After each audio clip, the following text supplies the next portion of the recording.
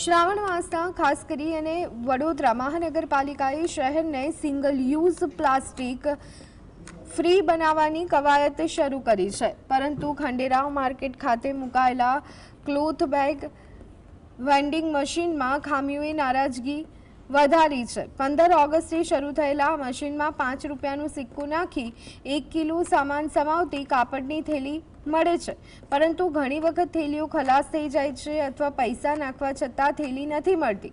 Machine પર 5 રૂપિયાના સિક્કાનો ઉલ્લેખ ન હોવાથી યુઝર્સ મૂંઝવણમાં છે। પાલિકાએ નવું મશીન રૂપિયા 4.41 લાખમાં ખરીદ્યા, જેનું 3 વર્ષનું મેન્ટેનન્સ એજન્સી કરશે। આગામી સપ્તાહમાં 9 સ્થળો અને ટૂંક સમયમાં 19 વોર્ડમાં મશીન મુકાશે, પરંતુ હાલની ખામીઓએ 4 દિન કી ચાંદની જેવો ઘાટ સર્જ્યો છે, જેના નિરાકરણની માંગ ઉઠી છે।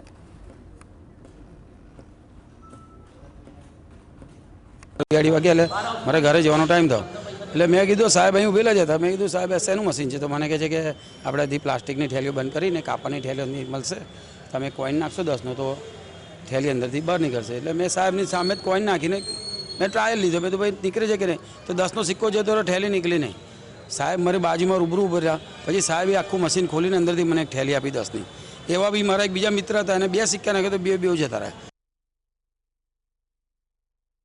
વડોદરા શહેરના તમામ નાગરિકોને એક પ્રકારની અવેરનેસ થાય, તેઓને પણ ખબર પડે કે વડોદરા શહેરની અંદર પ્લાસ્ટિક મુક્ત કરવા માટે આપણે પ્લાસ્ટિકની થેલીની જગ્યાએ કાપડની થેલીઓનો ઉપયોગ કરી એના ભાગરૂપે 15મી ઓગસ્ટથી સદર મશીનનું ઇનોગ્રેશન કરવામાં આવ્યું છે। આજ રોજ જે અગાઉ ટ્રાયલ માટે મૂકવામાં આવેલી જે કાપડની થેલીઓ હતી એ તમામ વપરાશ થઈ ગયેલી હતી, તો જેથી આજ રોજ ફરીથી રિફિલિંગની કાર્યવાહી કરવામાં આવેલી છે।